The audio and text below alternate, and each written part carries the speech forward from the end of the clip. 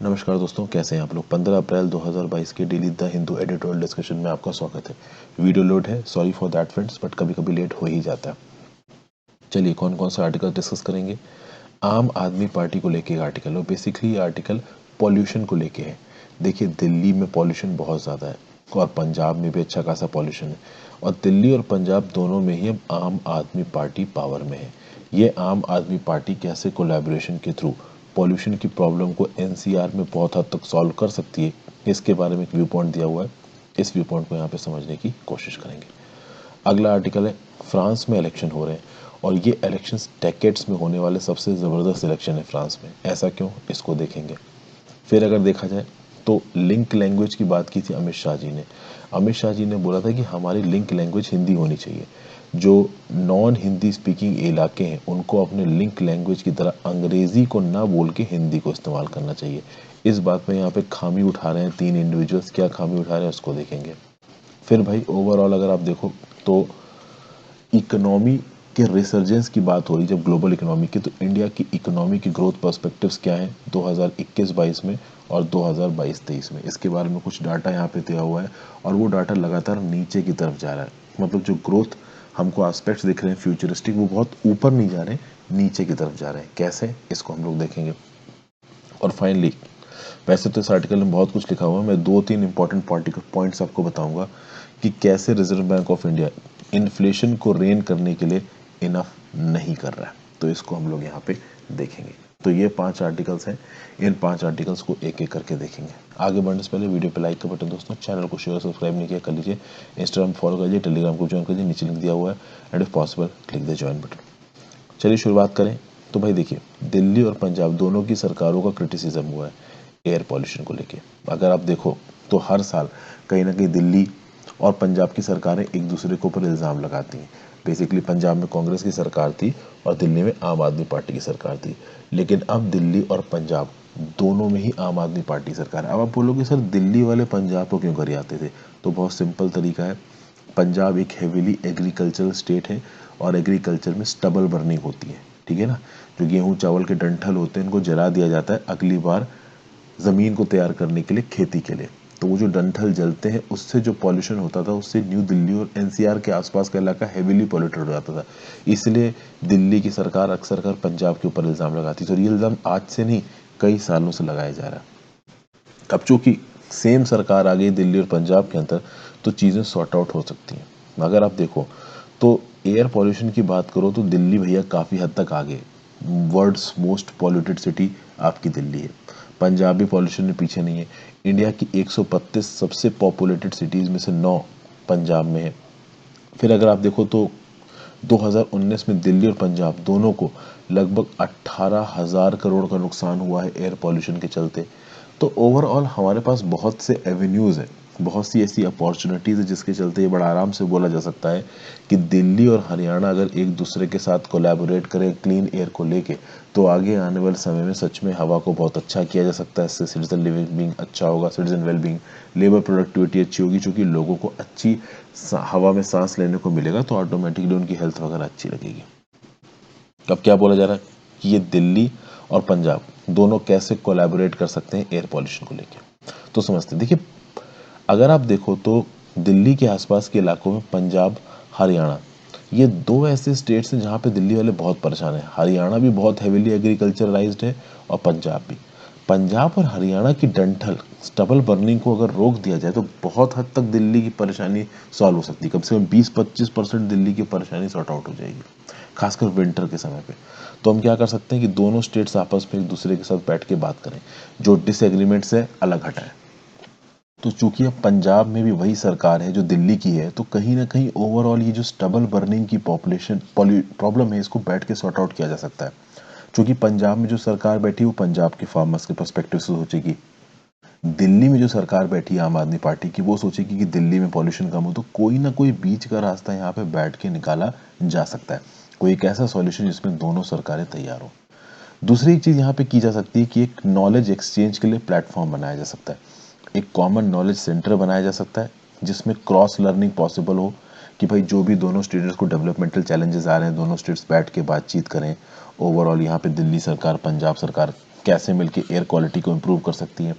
दिल्ली के पास इस समय पे 40 एयर क्वालिटी मॉनिटरिंग स्टेशन है जो लगातार तरीके से एयर क्वालिटी को मॉनिटर कर रहे हैं। पंजाब के पास केवल 8 ऐसे मॉनिटरिंग स्टेशन हैं। तो ऐसे केसेस में पंजाब की और सिटीज़ को भी मॉनिटरिंग स्टेशन देने की ज़रूरत है। रीज़न बीइंग कि इंडिया की टॉप आप कह लो 132 में से 9 मोस्ट पॉल्यूटेड सिटीज़ पंजाब में। तो पंजाब में भी एयर क्वालिटी का असेसमेंट करना बहुत ज़्यादा ज़रूरी है, हम इसको छोड़ नहीं सकते। दूसरा यहाँ पे क्या है, द टू स्टेट्स वुड को design solutions that would improve air quality. देखिए, एक टास्क फोर्स को यहाँ पे इंस्टीट्यूशनलाइज करना चाहिए।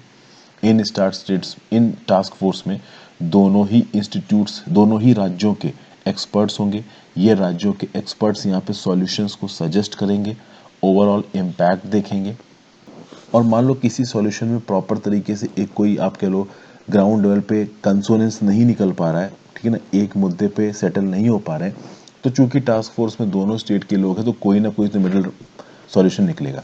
जैसे फॉर एग्जांपल अगर आप देखो तो पूसा बायो डिकम्पोजर बनाया गया इंडियन एग्रीकल्चर रिसर्च इंस्टीट्यूट द्वारा। अब दिल्ली की सरकार हो गई, केंद्र की सरकार हो गई, ये बहुत हद तक प्रमोट कर रहे हैं इस पूसा बायो कंपोजर को। लेकिन ये जो पूसा बायो डिकम्पोजर है, इसको फार्मर्स उतना पसंद नहीं कर रहे हैं, चाहे वो हरियाणा के फार्मर्स हो चाहे पंजाब के फार्मर्स हो। तो इस प्रकार के टेक्नोलॉजिकल इनोवेशंस को मदद तक पहुंचाया जा सके, मतलब फार्मर्स प्रैक्टिकल लेवल पे इस प्रकार के टेक्नोलॉजिकल इनोवेशंस के साथ इंगेज कर सकें, वो बहुत ज़रूरी है।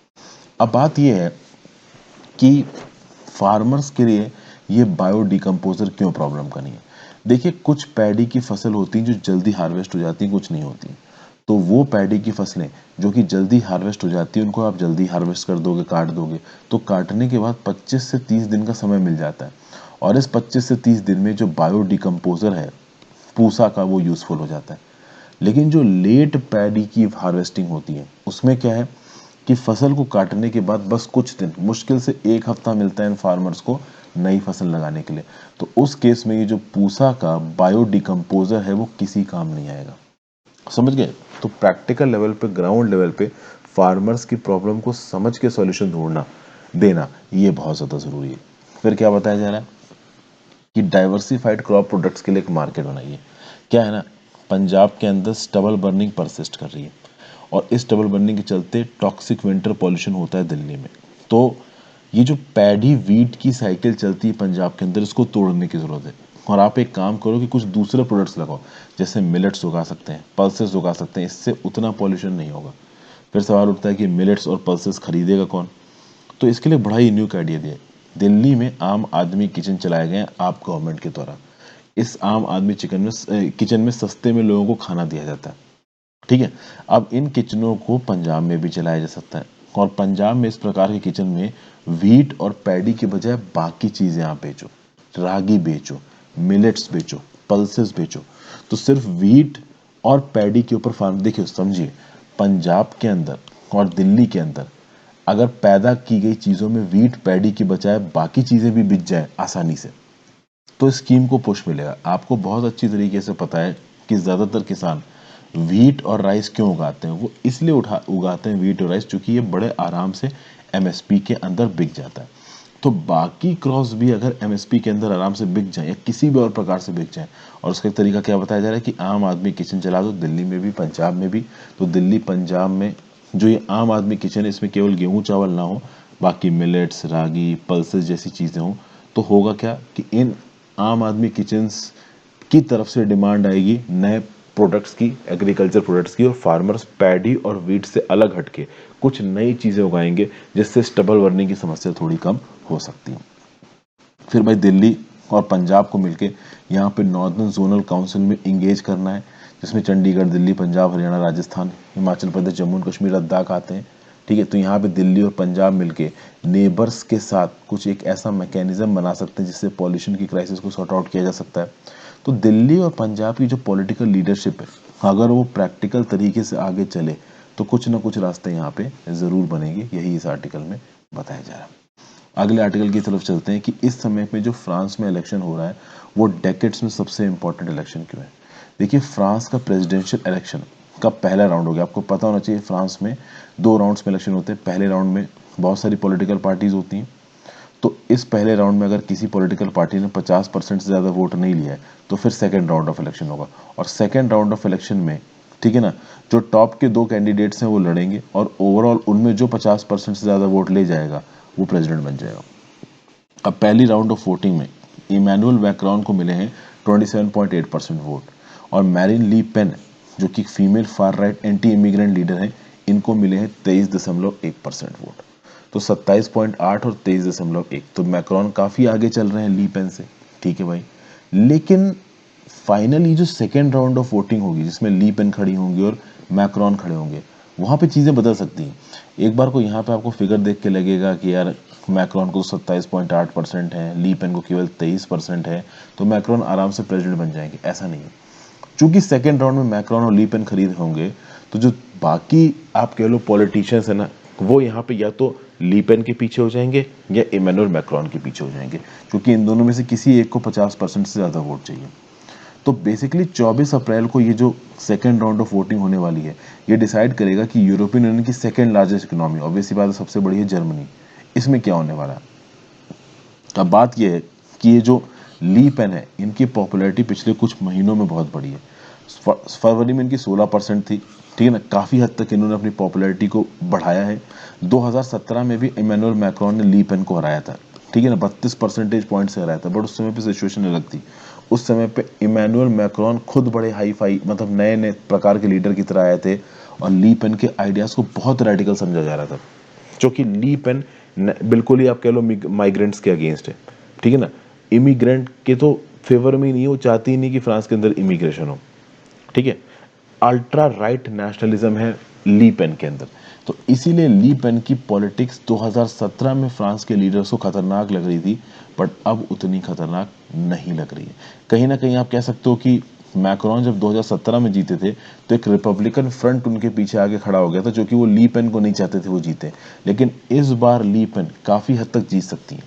देखिए, जो कंजर्वेटिव और लेफ्टिस्ट पार्टीज़ हैं, कहीं ना कहीं इन्होंने मैक्रोन को सपोर्ट किया, बट एन मूवमेंट पे ये पार्टीज के मेंबर ली पेन की तरफ खिसक सकते हैं।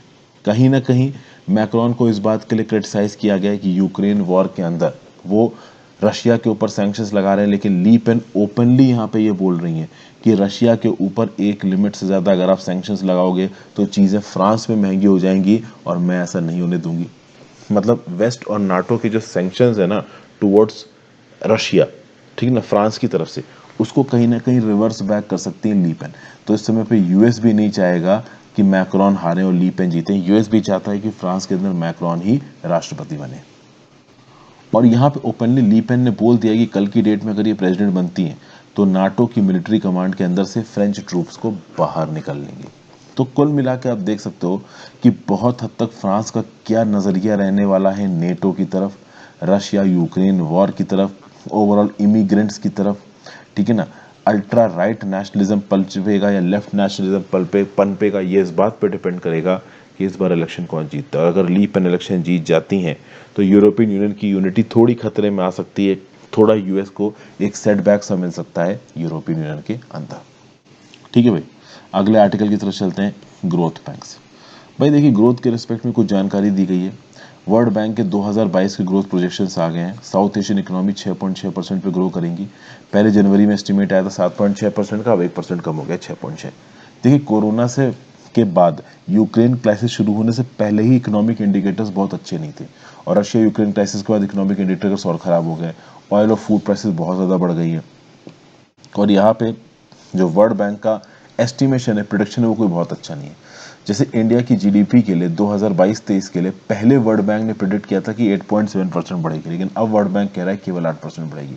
2023-24 में इंडिया की जीडीपी 7.1% बढ़ेगी। हालांकि अभी भी वर्ल्ड बैंक की जो चीफ इकोनॉमिस्ट है उनका ये बोलना है कि ये जो 8.7 से हम 8 लेके आए हैं ना, ये फर्दर गिर के 7.5% तक आ सकता है, या कह लीजिए 4.5% तक आ सकता है ऐसा। लेकिन अभी क्लियर कट नहीं बोला। अभी के लिए तो रिपोर्ट में वर्ल्ड बैंक ने यही बोला है कि 8% तक इंडिया ग्रो करेगा 2022-23 में। हालांकि वर्ल्ड बैंक की चीफ इकोनॉमिस्ट बोल रही है कि ये नंबर 7.4-7.5% पे भी आ सकता है, बट ये फॉर्मली नहीं बोला है। अब वर्ल्ड बैंक का जो प्रोडिक्शन है वो यहाँ पे फिर भी उतना बुरा नहीं है इंडिया के लिए। कुछ और आप कह सकते हो कि ऑर्गेनाइजेशन से जिनका प्रोडक्शन ज़्यादा टफ है इंडिया के पर्सपेक्टिव से।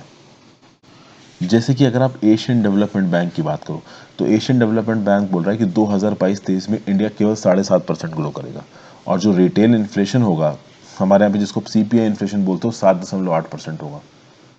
तो ये भी बातें यहाँ पे निकल के आ रही। फिर अगर आप देखो तो इन्फ्लेशन की एक्सपेक्टेशंस इंडिया के अंदर आरबीआई की तरफ से बढ़ रही। पहले जो आरबीआई कमेटी की मीटिंग आई थी एमपीसी की, उसमें 4.5% इन्फ्लेशन एस्टिमेट किया जा रहा था 2022-23 का, अब वो 5.7% पे आ गया। और ऐसा एक्सपेक्ट किया जा रहा है कि 2022-23 के पहले 6 महीनों में ये इन्फ्लेशन का नंबर 7% से भी ऊपर जा सकता है, और पूरे साल में आराम से 6% के ऊपर जाएगा। मतलब कहीं ना कहीं इन्फ्लेशन इंडिया के अंदर बढ़ता नजर आ रहा है, और अगर ये इन्फ्लेशन बढ़ेगा तो बैंकों की बैलेंस शीट बिगड़ेगी, कहीं ना कहीं कॉरपोरेट्स की बैलेंस शीट बिगड़ेगी, चीजें प्रॉब्लमेटिक हो जाएंगी। इसीलिए ग्रोथ के जो भी एवेन्यूज हैं उनको रीथिंक करने की जरूरत है। यहाँ पे ऐसा बोला जा रहा है, अब क्या रीथिंक करोगे आप? तो फ्री ट्रेड एग्रीमेंट्स को आप रीथिंक कर सकते हो। आरसीईपी इंडिया ने ज्वाइन नहीं किया, अब जापान ने इंडिया से बोला है कि भाई आप आरसीईपी ज्वाइन कर लो, इंडिया को इसके बारे में सोचने की जरूरत है, ऐसा ऑथर यहाँ पे बोल रहा है। क्योंकि वियतनाम ऑलरेडी एक्सपोर्ट्स में इंडिया को भयंकर टक्कर दे रहा है, और आरसीईपी के साइन होने के बाद वियतनाम इंडिया को और इश्यूज दे सकता है when it comes to export competitiveness, खासकर टेक्सटाइल जैसे सेक्टर में, जो कि जॉब इंसेंटिव सेक्टर्स हैं। यहाँ पे बहुत सारे लोगों को जॉब मिलती है, तो टेक्सटाइल में अगर इंडिया के एक्सपोर्ट्स पे वियतनाम हाथ मारता है तो कहीं ना कहीं इंडिया में जॉब वगैरह कम हो सकती है। हालांकि अगर आप देखो तो जो हमारा एग्रीकल्चर सेक्टर है, फार्म सेक्टर है, वो पैंडेमिक में उसने अच्छा परफॉर्म किया है, ठीक है ना। ग्लोबल फूड प्राइसेस हमारी उतनी बड़ी हैं, ठीक ठीक है। हमारी खरीफ क्रॉप, रॉबी क्रॉप, कहीं ना कहीं इनकी परफॉर्मेंस अच्छी रही है। इसको अच्छा रखने की ज़रूरत है, रूरल डिमांड को आगे बढ़ाने की ज़रूरत है। हालांकि आप देखो कि रूरल इलाकों में भी जो इन्फ्लेशन है वो काफ़ी बढ़ रहा है। जो रूरल फूड प्राइस इन्फ्लेशन निकल के आया था मार्च के महीने का, वो 8.04% था, जबकि अर्बन इलाकों का कम था। तो ये जो महंगाई का हिसाब है ये गाँव तक भी पहुँच रहा है। अगर सही समय पर कंट्रोल कर दिया जाएगा तो लॉन्ग टर्म में बहुत बेनिफिशियल होगा, यही बताया जा रहा है यहाँ पे। और उसके लिए कहीं ना कहीं हमें ट्रेड एग्रीमेंट साइन करना चाहिए। ओवरऑल ये जो इन्फ्लेशन टारगेटिंग है ये मॉनेटरी पॉलिसी कमेटी को और एफिशिएंट तरीके से करनी चाहिए। ये सब बातें यहाँ बताई गई हैं। फिर इस आर्टिकल में ऑथर बता रहे हैं कि क्यों इंग्लिश की बजाय, हिंदी की बजाय इंग्लिश लिंक लैंग्वेज होनी चाहिए।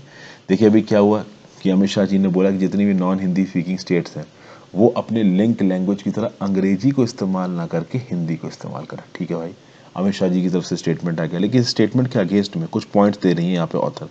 अब हो सकता है इन पॉइंट से हर कोई एग्री ना होता हो, बट हम पॉइंट्स डिस्कस कर लेते हैं। पॉइंट ये दिया जा रहा है कि 35 स्टेट्स में से 12 स्टेट्स, 35 स्टेट्स और यूनियन टेरिटरीज में से 12 स्टेट्स और यूनियन टेरिटरी ने बोला है कि हिंदी उनकी फर्स्ट चॉइस ऑफ कम्युनिकेशन है।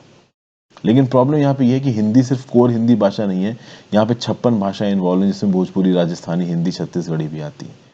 इंडिया में 43% इंडियंस हिंदी बोलते हैं, और जिसमें से सिर्फ हिंदी, शुद्ध हिंदी 26% लोग बोलते हैं। बाकी सब लोग उड़िया, राजस्थानी, भोजपुरी जैसी भाषाएं बोलते हैं। तो क्या यहाँ पे हिंदी को लिंक लैंग्वेज बनाया जा सकता है, इसके बारे में बात की जा रही है। यहाँ पे अलग अलग फैसेट्स के थ्रू ऑथर ये बताने की कोशिश कर रहा है कि नहीं भाई, अगर लिंक लैंग्वेज इंग्लिश रहे तो ज़्यादा बेहतर है, हिंदी को आप लिंक लैंग्वेज मत बनाओ। ऐसा यहाँ पे क्यों बताया जा रहा है? तो एक पॉइंट तो ऑथर यहाँ पे ये दे रहा है कि भाई अगर आप उन स्टेट्स और यूनियन टेरिटरीज का ह्यूमन डेवलपमेंट इंडेक्स देखो जहाँ पे अंग्रेजी स्पीकर्स हिंदी स्पीकर्स से ज़्यादा हैं, तो वहाँ पे ह्यूमन डेवलपमेंट इंडेक्स के इंडिकेटर्स भी ज़्यादा हैं। मतलब वो जगह है, वो रीजन्स जहाँ पे English speakers are more than Hindi speakers, तो ऐसे राज्यों में, ऐसे इलाकों में ह्यूमन डेवलपमेंट इंडेक्स ज़्यादा है। वहीं पे वो इलाके जहाँ पे हिंदी के स्पीकर्स कंपेरेटिवली इंग्लिश से ज़्यादा है, वहाँ पे ह्यूमन डेवलपमेंट इंडेक्स भी कम हो जाता है, स्टैंडर्ड ऑफ लिविंग कम हो जाती है। मतलब ओवरऑल ऑथर यहाँ बताने की कोशिश कर रहा है कि जहाँ पे अंग्रेजी ज़्यादा बोली जा रही है वहाँ पे बेहतर हालात है, एचडीआई ज़्यादा है, जहाँ पे हिंदी ज़्यादा है एचडीआई कम है। मतलब सीधे सीधे लिविंग स्टैंडर्ड्स को प्रेवलेंस ऑफ लैंग्वेज से यहाँ पे कंपेयर किया जा रहा है। फिर यहाँ पे इन माइग्रेशन और आउट माइग्रेशन की बात की गई। इन माइग्रेशन मतलब किसी एक इलाके में लोग आके सेटल हो रहे हैं, और आउट माइग्रेशन मतलब किसी एक इलाके से लोग बाहर जा रहे हैं। तो देखा जाए तो जो हिंदी स्पीकिंग स्टेट्स हैं वहाँ पे आउट माइग्रेशन ज़्यादा हो रहा है, वहाँ से लोग ज़्यादा बाहर निकल के जा रहे हैं। ये कैसे पता चल रहा है? तो 2017 में इकोनॉमिक सर्वे करवाई गई थी रेलवे पैसेंजर डाटा को लेके। तो जो unreserved class of railway passenger data है, वहाँ पे जब ट्रैवलिंग के आपके लोग पैरामीटर्स को देखा गया तो पता चला कि भाई जो हिंदी भाषी क्षेत्र, अब ये हिंदी भाषी क्षेत्र में उत्तर प्रदेश और बिहार की बेसिकली बात कर रहे हैं, तो इन जगहों से लोग बाहर ज़्यादा जा रहे हैं। अगर आप देखो तो उत्तर प्रदेश, बिहार, झारखंड, मध्य प्रदेश, राजस्थान, उत्तराखंड, हरियाणा, हिमाचल प्रदेश, छत्तीसगढ़, इनमें नेट आउट माइग्रेशन है, मतलब लोग बाहर ज़्यादा जा रहे हैं। अब ये बाहर जा कहाँ रहे हैं, तो ये जा रहे हैं महाराष्ट्र, तमिलनाडु, वेस्ट बंगाल, गुजरात, आंध्र प्रदेश, कर्नाटका, पंजाब, दिल्ली, इनमें नेट इन माइग्रेशन हो रहा है। और इन इलाकों में इंग्लिश को as a link language Hindi से ज़्यादा इस्तेमाल किया जाता है, ऐसा यहाँ पे बताया जा रहा है। तो कुल मिला के ट्रेन की जर्नी अनरिजर्व क्लासेस में इसका डाटा निकाल के ये कहा जा रहा है कि जिन इलाकों से इन माइग्रेशन ज़्यादा हो रहा है वहाँ पे हिंदी को लिंक लैंग्वेज की इस्तेमाल किया जाता है, और जहाँ पे आप जिन इलाकों से आउट माइग्रेशन ज़्यादा हो रहा है वहाँ पे हिंदी को लिंक लैंग्वेज की तरह इस्तेमाल किया जा रहा है, और जहाँ पे इन माइग्रेशन हो रहा है, जहाँ पे लोग जाके सेटल हो रहे हैं, वहाँ पे अंग्रेजी ज़्यादा बोली जाती है। मतलब जहाँ पे अंग्रेजी ज़्यादा बोली जाती है वहाँ पे ओवरऑल इकोनॉमिक अपॉर्चुनिटीज ज़्यादा बताई जा रही हैं, इसीलिए लोग हिंदी भाषी क्षेत्रों को छोड़ के अंग्रेजी भाषी क्षेत्रों में जा रहे हैं। तो इसका क्या मतलब है, इसका मतलब ये है कि भाई अपॉर्चुनिटीज हिंदी भाषी क्षेत्रों में कम है, अंग्रेजी भाषी क्षेत्रों में ज़्यादा है। ये ओवरऑल यहाँ पे बताया जा रहा है।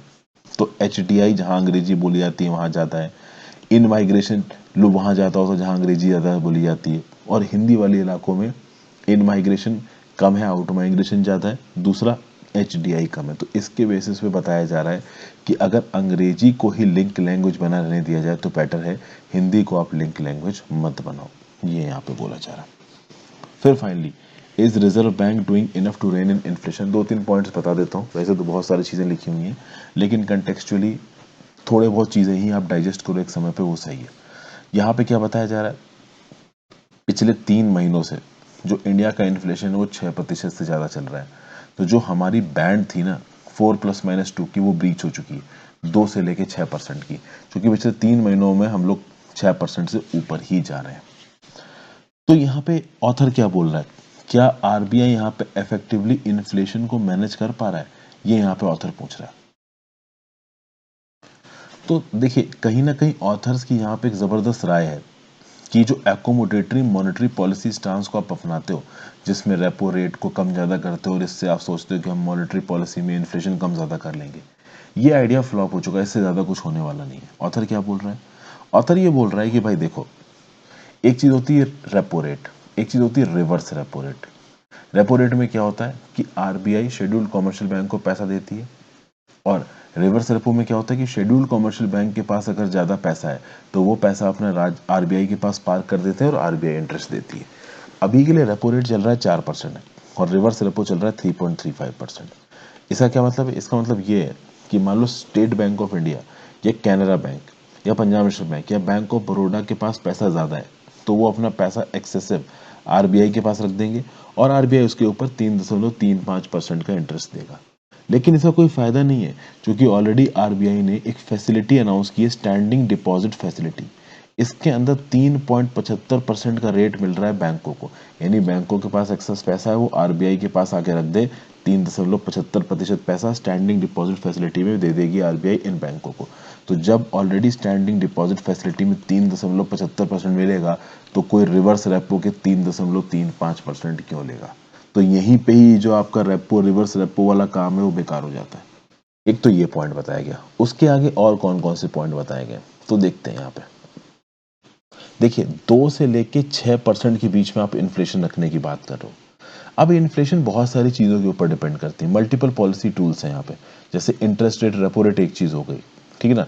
फिर बैंकिंग में liquidity, physical balance, exchange rate क्या चल रहे हैं, आरबीआई कितना इंटरवेंशन कर रहा है, मैक्रो प्रूडेंशियल रेगुलेशंस क्या है, इन सब चीज़ों के बेसिस पे डिपेंड करता है कि एक इकोनॉमी में महंगाई कितनी चल रही है। तो आप ये बोलो कि सीपीआई इन्फ्लेशन को बस रेपो रेट को ऊपर नीचे कम देने कर लेने से, लीनियरली चीज़ों को बदलने से आप कहीं ना कहीं ये जो रेपो रेट है इसको कंट्रोल में ले जाओगे, तो ये पॉइंट सच सही सही बैठने वाला है नहीं। और ये बात पता भी चल गई, आरबीआई ने पहले बोला कि 2022-23 में 4.5% हमारा इन्फ्लेशन रहने वाला है, लेकिन अब बताया जा रहा है कि लगभग 5.7% रहने वाला है। फिर एक और चीज़ बताई जा रही है, जो हाउस होल्ड लेवल पे इन्फ्लेशन निकल के आ रहा है वो है 11% का। मतलब घरों को जो महंगाई पड़ रही है चीज़ों में, लगभग 11% की पड़ रही है। और अगर यही घर वाले अपनी सेविंग्स को जाके बैंक अकाउंट में जमा करेंगे तो 5% की उनको फिक्स डिपॉजिट में इनकम मिलती है। मतलब 11% उनकी महंगाई है, और अगर वो कहीं इन्वेस्टमेंट करते हैं फिक्स डिपॉजिट जैसी जगहों पे तो कितना पैसा मिलेगा? 5%। 6% किसी भी हाल में उनकी पैसे की वैल्यू इरोड हो जाएगी एक साल में। तो यहाँ पे ऑब्वियस सी बात है, आप लोगों को ढकेल रहे हो किसकी तरफ? इक्विटी मार्केट की तरफ, बिटकॉइंस की तरफ, गोल्ड की तरफ। तो जब आपकी पॉलिसी में ही लोग दूसरे इंस्ट्रूमेंट्स की तरफ भाग रहे हैं तो रेपो और रिवर्स रेपो से क्या होने वाला है? और एक बड़ा अच्छा पॉइंट यहाँ पे बताया गया है, सरकार ने गवर्नमेंट डॉप्स को, आरबीआई ने गवर्नमेंट बॉन्ड्स को परचेज करना अक्टूबर में बंद कर दिया। देखिए, अगर आरबीआई गवर्नमेंट बॉन्ड्स वापस नहीं खरीदेगी तो ये कहीं ना कहीं लिक्विडिटी को मार्केट में कम करेगा। समझिए, जो मार्केट में गवर्नमेंट बॉन्ड्स चल रहे हैं, अगर आरबीआई उनको परचेज कर लेती तो आरबीआई पैसा पे कर देगी, तो मार्केट में लिक्विडिटी बढ़ जाएगी। मार्केट में लिक्विडिटी बढ़ जाएगी, इन्फ्लेशन बढ़ जाएगा। सरकार ने पिछले साल ही गवर्नमेंट बॉन्ड्स को परचेज करना बंद कर दिया, तो अब गवर्नमेंट बार मार्केट में रहेंगे तो सरकार की तरफ से और आरबीआई की तरफ से कोई एक्सेस पैसा मार्केट में नहीं पहुंचेगा। यूएस फेडरल रिजर्व ने अब बॉन्ड बनना बंद, मतलब खरीदना बंद किया है।